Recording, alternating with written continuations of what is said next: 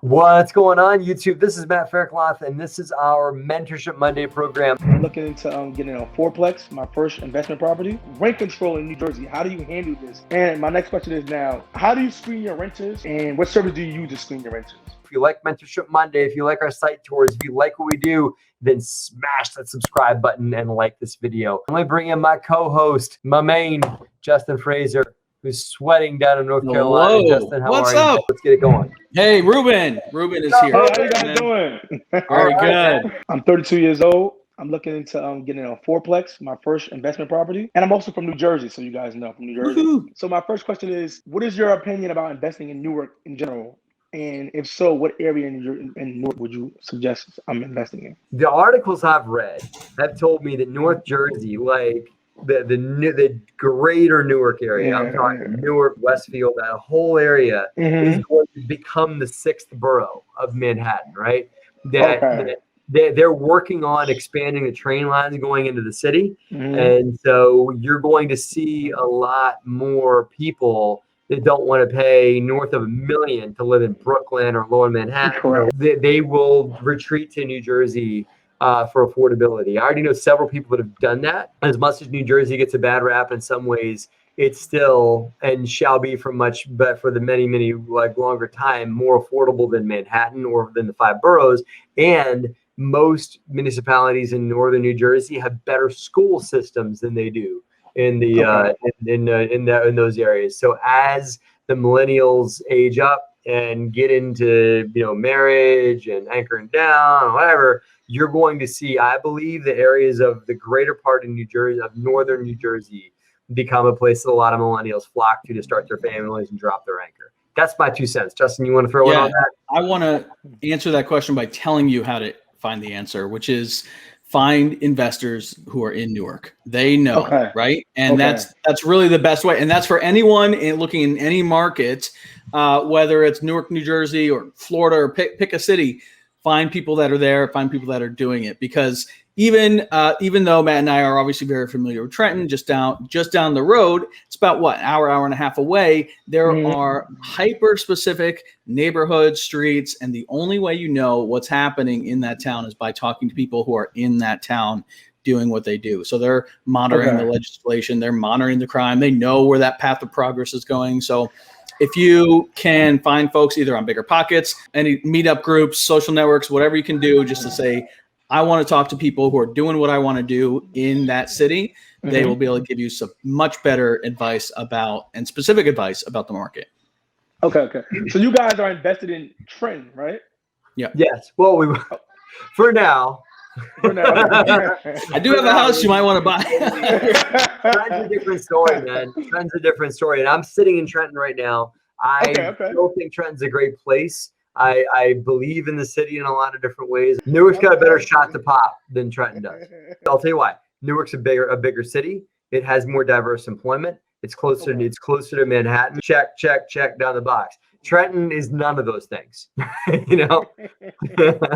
Newark also has multiple professional sports teams. Newark, I think, celebrates its diversity better than Trenton does. Newark has the Brazilian population with those Brazilian steakhouses that'll knock your pants off, man. I've been to a few of those up in Newark in the Ironbound. Forget about it, man. They're so good. But like Trenton doesn't celebrate its ethnic diversity as much as Newark does, or try and highlight that. I heard some of the Brazilian neighborhoods in Newark, you know how a lot of roads have like the yellow stripe down the middle, right? Okay, yeah. The Brazilian flag is yellow and green. So they painted a green stripe down the middle of the double yellow in some of the Brazilian neighborhoods to kind of make them like, now all of a sudden you got the Brazilian flag in the middle of the road. That's kind of cool, you know? All I'm saying is that Newark, I think, has figured out how to become a rebirthing urban city in that. So I think it's good. One more tip I want to give you is Neighborhood Scout. Buy a subscription to Neighborhood Scout. It'll go block by block. The one thing you got to be careful of in any urban community, and I've invested in Philadelphia, I've invested in Trenton, and with my team with Justin, we've invested in places like Winston-Salem that has good neighborhood, bad neighborhood, right? Oh, they all have good blocks, bad blocks, right? Neighborhood Scout will give you crime stats and economic data by block.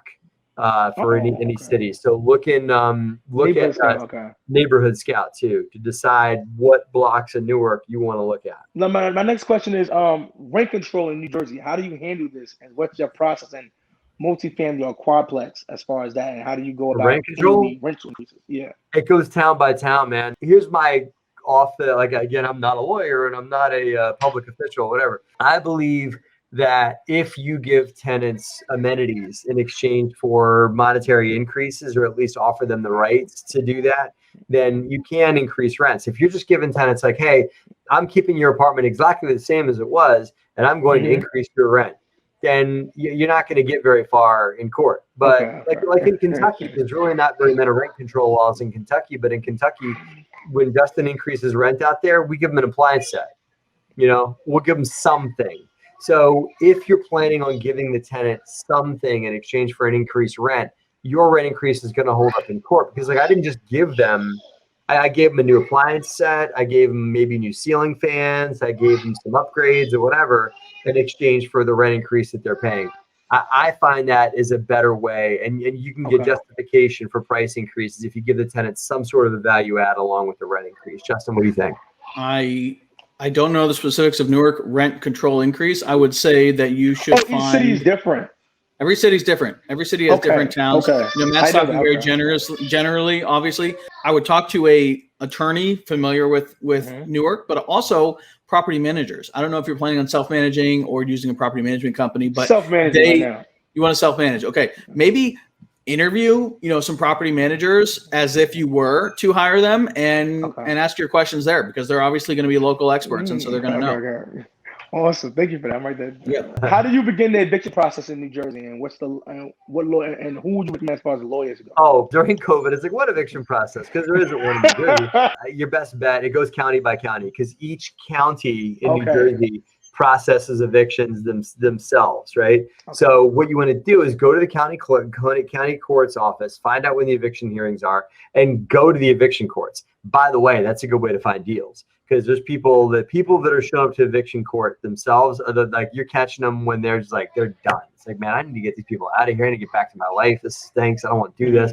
So you could hand out cards at eviction court. Secondly, go into the court as a bystander and listen, and you'll find that the lawyer that has that does a lot of evictions, they're going to be the one that gets called first. They're going to hear their name a lot and everything like that. So I would go to court to network, to eviction court. You're going to meet the landlords. And you'll meet lawyers that are doing a lot of landlord-tenant court. And as Justin said before, you've got to talk to other landlords in Newark, because they're going to know, oh yeah, man, Joe or Jane Smith, that landlord, a lawyer, that's who everybody uses. Like in Trenton, there's one guy that everyone knows, and everyone waits, and everyone goes to him because he runs eviction court. He's the attorney that runs eviction court. He's the captain of eviction court. But that name and that information is useless to you in Newark. So what's your, because you said reach out to other landlords in Newark. How would you suggest doing that? Because a lot of people are not trying to share information for the most part, which makes it a little difficult. Incorrect. 100%, man. That's a story, man. It's not true. I've tried to reach out to people who. What have you tried? Tell me what you've tried. Through Facebook and Instagram. Besides, you guys are the first people that responded, actually. That want to help. To be honest with you. If that's happening, then you're asking the wrong people. So who are the right kind of people? Because there are certain landlords or whatever. People are, in general, in life, some people are jerks, right? The right kind of people are people that go to meetups, that speak at meetups, that speak at conferences, that go to real estate networking events. The people on Bigger Pockets, the forums there, are generally very willing to share information. I guarantee you, if you go onto the New Jersey forum there, then there's people talking about Newark. I know, I've seen it. Even if they didn't comment for the last year, but they were commenting, reach out to them and say, hey, saw you posted. I get people message me about Trenton, about flipping, about things that I posted about 3, 4, 5 years ago, still on Through Bigger Pockets. And, we'll chat about what's going on. So don't be afraid to use that messaging system. If they're there sharing information, then they'll usually do that to you as well. And if there are, I don't know right now because of COVID, but if there are in-person meetups, go check out meetup.com, search real estate investing, and all the meetups in the area will pop up. And those people are generally willing to share and help each other out. If you look around on meetup.com and you don't see meetups on the town that you're in, that's an opportunity. Start one. The way that me and Justin both did this, I started a Princeton chapter for our local REIA group, and he took it over. That's actually Justin and I started hanging out, right? At the end of the day, that was probably one of the first stages I was ever on. So I find that those RIAs are a good way for you to get your name out there. You could be a buyer for somebody who's trying to sell something, or you could be a set of legs for somebody who's looking to invest with an operator. Where would you suggest personally accepting rental payments as far as your first rental property? Cozy online. There's online services. Not cash. Yeah. Right. We don't take cash. And really, you don't want them to mail you a check either, because I've gone through it's in the mail and you end up waiting for a month and it's the postal services problem, right? Even though they never sent the check. So what you want to do is set up any kind of like online ACH, cozy.co. It's super cheap. I don't know, like $3 a month or something, and they'll process your payment. And it's all, you set up your lease on there, and you can see when they pay it. And if they don't, you can put late fees in and all that too. Okay. Awesome. Yeah. And my next question is now, how do you screen your renters, and what service do you use to screen your renters? So Cozy actually helps with that too. So they do have a tenant, renter screening, and I think it's way more robust than when I used it a few years ago, probably like 5 or 6 years ago, and it's way more robust now. They can go on, put their information in. You can get their credit report results. I don't think you can set it up so you don't see their social or anything. And so you'll get a full background check on them through that service as well. Now, how should I do bookkeeping? Should I use a service, or should I do it by myself as far as my first investment? Do it yourself. If you just go buy 4-family, do it yourself. Go and Cozy can integrate with things like QuickBooks and stuff like that. There are online tutorials on how to do minor bookkeeping for real estate, for small real estate deals and stuff. But once you got like say 8 to 10 units under your belt, then you want to go and flip over and get a bookkeeper. I got a bookkeeper at 30 units, and that was too late I should have done it sooner than that. I love that you want a self-manager for a unit. I love that you want to do the books, because those skills, should you choose to go into larger deals like what we're doing, will translate. And then you will know how to look at the financials and understand the bookkeeping. We should probably wind it down, man. I hope this is some value for you. Yes, definitely. I appreciate it, man. We talked to you about maybe why Newark's an amazing city, but any city could be amazing if you read the right stats. The first thing is find out why the city you want to invest in is amazing, right? Newark, it's got its certain things going for it that I said, but every city does, even like Detroit or cities that have bad reputations still have good things about them, could be hit rock bottom, can't go nowhere but up, right? Find a local group of investors that you can tap for resources, for ideas, for contacts, for support. And if you can't find that group, then start a group. One last thing that I'd say, if you try to buy a 4-family, consider living in one unit and renting out the other ones. I had mentioned that, but I believe that a house hack, living in one unit and renting out the other ones, is a great place to start. That's what I plan on doing. Good. That's what you want to do. All right. Yeah, cool. Correct. Thank you so much. Good. Thanks for joining us today. Thanks, man. Go. Hopefully there's some folks, Ruben can find some folks in Newark that will give him a helping hand and bring him along the way. All right, guys. Thanks for watching. Have a great and profitable week. And we're a real estate company dedicated to revitalizing. No, try that again, Jordan. I said that was our tagline like 10 years ago. Matt talking, take 2. What the property manager is saying and how they're screening, and Ruben's gone. It was so great. He had to take that info and run.